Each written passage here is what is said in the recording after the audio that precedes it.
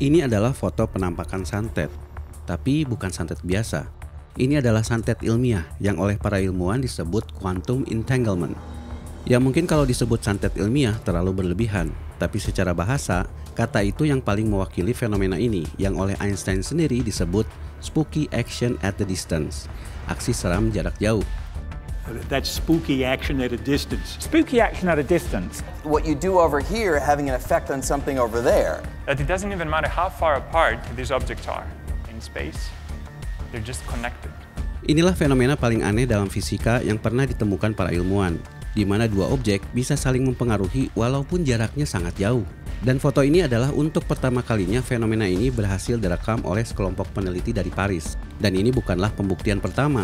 Banyak yang melakukan pembuktian atas fenomena ini.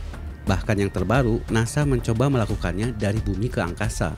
It's the closest thing to magic in space. A study in the New Journal of Physics proposes testing out one of quantum physics' weirdest predictions using the International Space Station.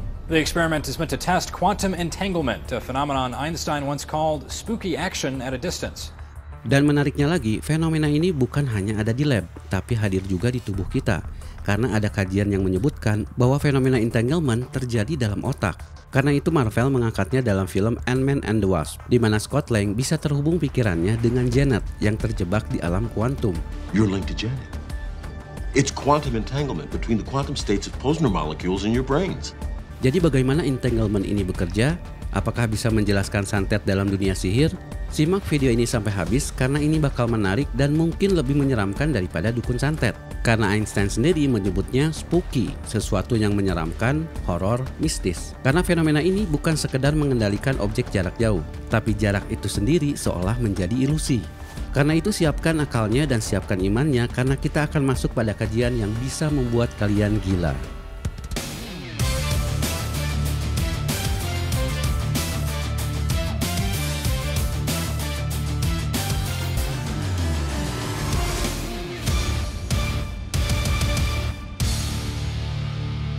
You may have entangled with her. Hank, I would never do that. I respect you too much. Quantum entanglement, Scott.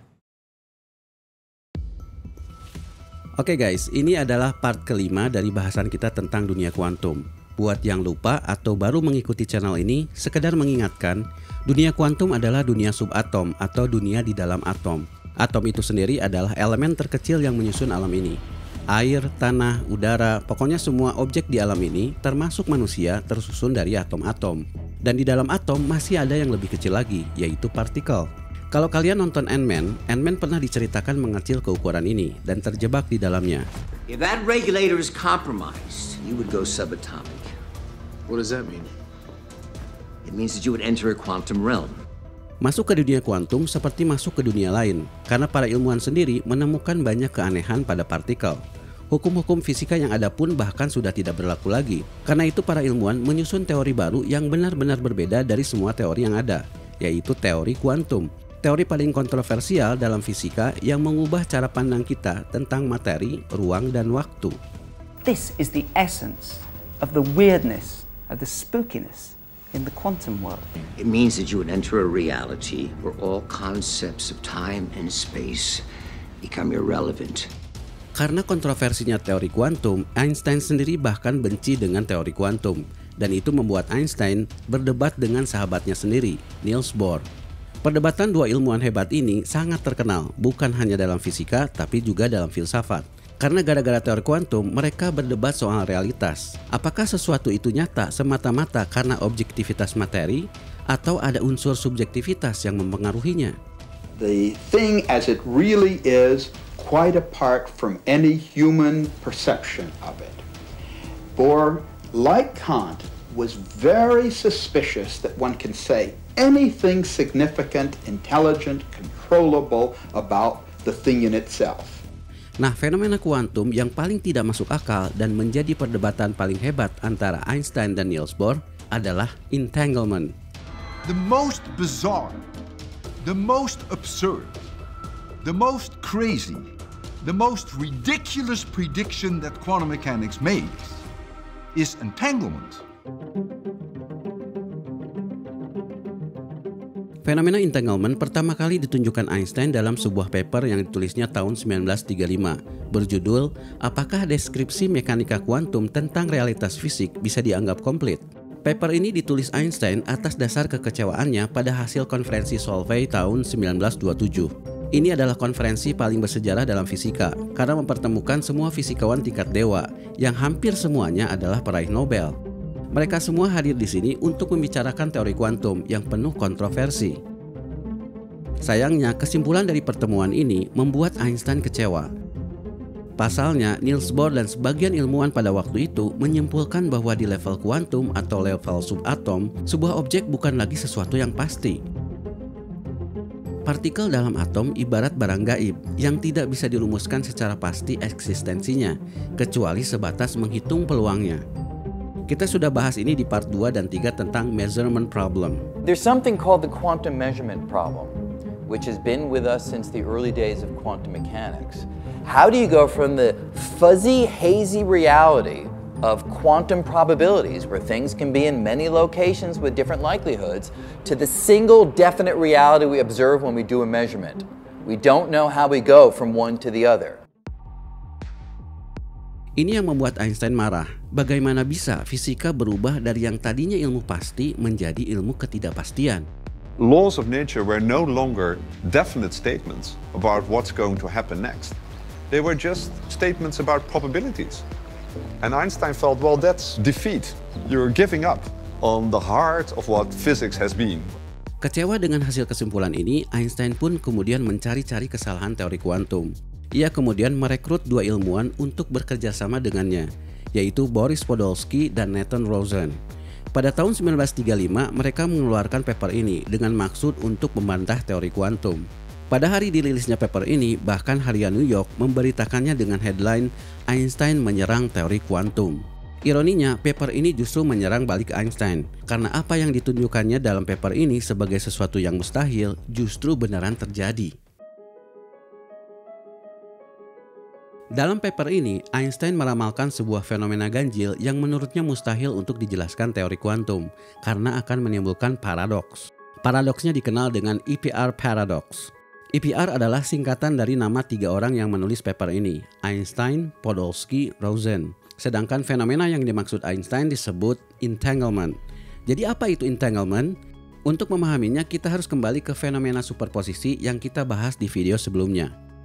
Kita sudah bahas bahwa superposisi adalah fenomena di mana sebuah partikel memiliki dua keadaan atau lebih sekaligus dalam satu waktu.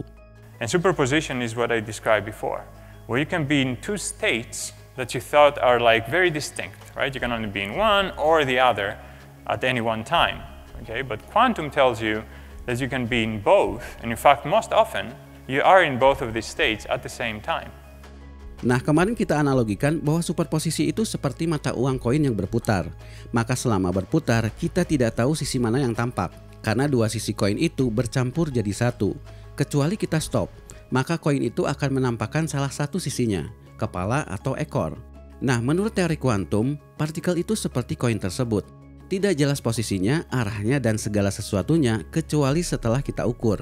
Dalam kata lain, partikel belum menjadi sesuatu yang nyata sampai kita mengukurnya. Strictly speaking, we shouldn't talk about what the particle, where the particle is at all. We shouldn't talk about a particle at all, except in terms of the measurements that we make on it. Nah, sekarang bayangkan kalian memutar dua koin. Lalu kalian stop dua-duanya. Lalu entah bagaimana, setiap kalian menyetopnya, dua koin itu selalu menunjukkan sisi yang berkebalikan. Kalau yang satunya ekor, maka yang satunya kepala. Atau bayangkan kalian mengocok dua dadu. Tapi entah kenapa dua dadu itu selalu menunjukkan angka yang sama. Maka di sini kalian akan merasa seolah dua koin itu atau dua dadu itu terhubung satu sama lain dan saling mempengaruhi. Inilah gambaran entanglement yang disebutkan Einstein. Menurutnya, konsekuensi dari teori kuantum akan menimbulkan adanya sebuah fenomena di mana dua partikel bisa saling terhubung satu sama lain, atau dalam bahasa Inggrisnya entangled. You know, it reads like a fairy tale. Two 10-year-old identical twin sisters separated at birth in China, adopted by two unsuspecting American families who somehow managed to track each other down. Sama seperti anak kembar, dua partikel ini mempunyai sifat yang sama sekalipun dipisahkan. Efeknya adalah kalau kalian mengukur salah satunya, maka itu akan mempengaruhi hasil pengukuran yang satunya lagi. Salah satu contoh kasusnya adalah spin. Spin adalah salah satu karakteristik partikel di mana elektron itu seperti magnet yang berputar, seperti bumi. Nah, menurut teori kuantum, kita tidak akan pernah tahu dia berputar ke arah mana kecuali kita mengukurnya, karena ada superposisi tadi.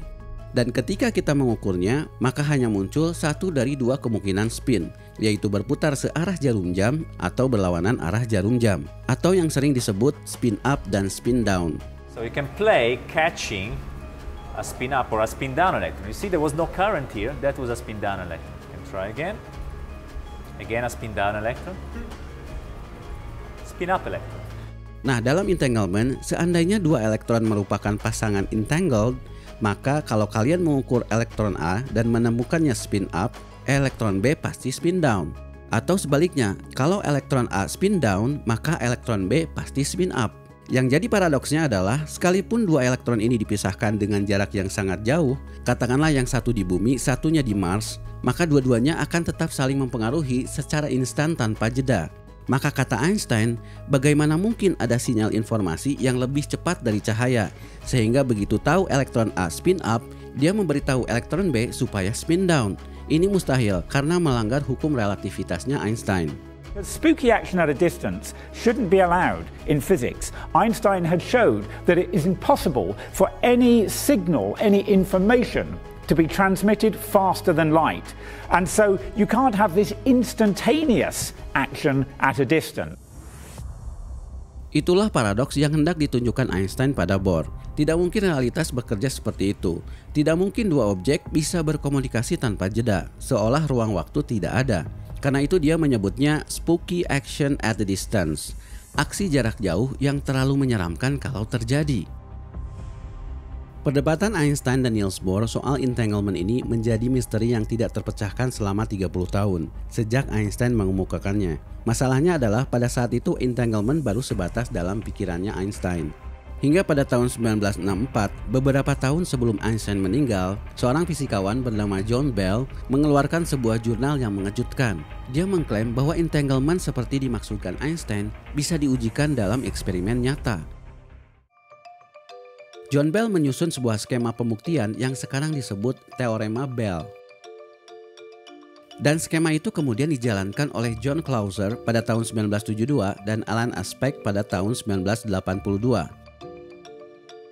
Dalam eksperimennya, dia menggunakan dua laser yang ditembakkan pada satu bahan, sehingga dua foton dari dua laser tersebut saling berinteraksi. Lalu mereka dipisahkan menjadi dua jalur, ke kiri dan ke kanan. Lalu di masing-masing jalur ditempatkan filter. Apa yang terjadi? Dua foton itu sama-sama tembus, atau dua-duanya sama-sama tidak tembus. Seolah dua foton itu saling janjian. Hanya saja pada percobaan pertama, dua filter sudutnya dibuat sama persis. Bagaimana kalau dua filter tersebut dibuat sudutnya berbeda? Ternyata hasilnya sama, dua-duanya tembus atau dua-duanya tidak tembus. Bahkan pada percobaan berikutnya, dua foton itu dipersulit dengan memisahkannya pada jalur yang berbeda, dengan filter yang berbeda, dan kita memegang kendali kemana arahnya. Hasilnya tetap sama, dua-duanya tembus atau dua-duanya tidak tembus. We have found results in perfect agreement with the quantum mechanical predictions. There is absolutely no deviation, and quantum mechanics predicts that this correlation will not change when you go very far apart, even if you go to cosmological distances. Ya, percobaan Aspect membuktikan bahwa teori kuantum benar, bahwa korelasi antara dua partikel seperti yang diramalkan Einstein benar adanya. Sekaligus membuktikan bahwa Einstein salah.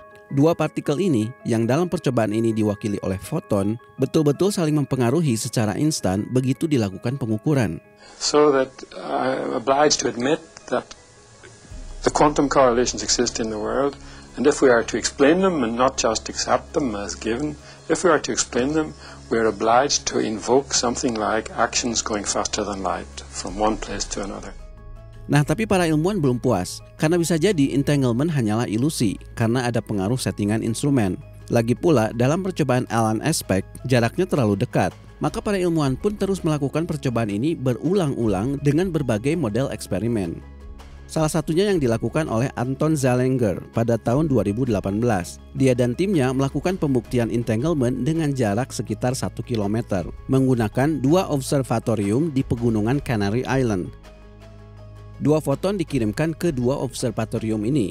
Selain itu, 2 teleskopnya digunakan untuk menangkap foton dari bintang yang jaraknya miliaran tahun cahaya, yang digunakan untuk mengontrol filter di kedua sisi, sehingga tidak ada intervensi apapun terhadap proses entanglement selain apa yang dilakukan alam sendiri secara acak. Dan baru-baru ini NASA pun melakukan hal yang sama, tapi di luar angkasa menggunakan Space Station. Tujuannya agar jaraknya lebih jauh lagi, ratusan mil. Selain itu supaya bebas dari pengaruh cuaca. Nah, semua eksperimen ini walaupun dilakukan berulang kali tetap menunjukkan hal yang sama, bahwa fenomena entanglement bukanlah trik seperti yang dikatakan Einstein. Artinya teori kuantum tidak salah. Apa yang dikatakan Einstein sebagai spooky action at a distance benar-benar terjadi. Dan foto ini adalah untuk pertama kalinya fenomena entanglement direkam oleh sekelompok peneliti dari Universitas Glasgow, Paris. Mereka menyusun eksperimen sehingga setiap foton yang berpasangan bisa direkam. Hasilnya adalah gambar ini. This suggests that the world is not made of separate elements, but rather is one whole. All these things connected together over very long distances into a whole, which is not analyzable into parts. Nah, pertanyaannya sekarang, apa manfaatnya kalau fenomena ini terbukti? Apakah sekedar untuk membenarkan teori kuantum? Atau bisakah kita melakukan santet dengan teknologi seperti dukun santet? Ya, itu terlalu jauh. Tapi yang pasti, quantum entanglement membuka banyak peluang terciptanya teknologi yang sebelumnya tidak pernah terfikirkan. Saat ini, entanglement menjadi dasar dari pembuatan komputer kuantum. Komputer yang kecepatannya jauh melebihi kecepatan komputer yang ada sekarang. The quantum computer, you start with a fundamental unit that's not a bit, but a quantum bit. Selain itu, entanglement juga dikembangkan untuk kriptografi, jaringan internet yang lebih kuat, dan teleportasi. Ya tentunya bukan teleportasi untuk mengirimkan orang ke tempat lain, tapi mengirimkan data. Dalam bidang lain, entanglement juga membuka peluang untuk menjawab pertanyaan yang selama ini tidak terjawab. Salah satunya adalah cara otak kita bekerja. Roger Penrose, seorang fisikawan peraih Nobel, dalam bukunya Emperor's New Mind, meyakini bahwa kemampuan kita berpikir dan berkesadaran juga ada hubungannya dengan fenomena entanglement.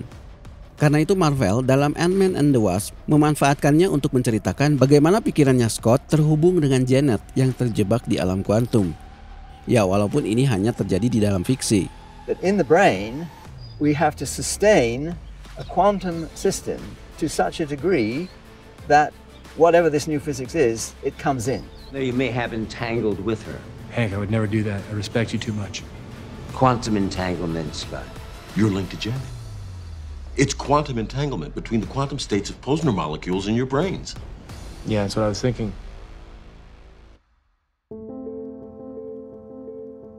Ya itulah entanglement guys, fenomena mirip santet dalam fisika kuantum.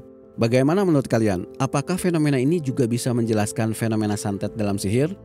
Sekedar spekulasi ya bisa-bisa saja, tapi daripada berspekulasi, sebaiknya kita mengambil pelajaran dari perdebatan Einstein dan Niels Bohr. Sesekali kita harus menjadi Einstein, yang mengerahkan semua potensi akalnya untuk menganalisa sebuah fenomena. Karena hanya akallah modal kesaktian manusia yang sesungguhnya, yang dilebihkan dari makhluk yang lain. Maka tidak perlu menjadi orang sakti, jadilah orang-orang yang berakal. Tapi sesekali kita juga harus menjadi seperti Niels Bohr, yang bijaksana mengambil keputusan untuk membatasi apa-apa yang belum diketahui. Terutama pada apa yang tidak bisa kita lihat. Biarlah yang tak terlihat menjadi urusan yang tak terlihat. Sedangkan teori kuantum secara filosofis mengajarkan kita bahwa tidak ada yang bisa meramalkan masa depan. Yang ada hanyalah pilihan. Bahkan dalam teori kuantum, partikel bebas memilih spin up atau spin down. Dan fenomena entanglement memberitahu kita bahwa apa yang kita pilih akan mempengaruhi yang lainnya, termasuk mungkin masa depan.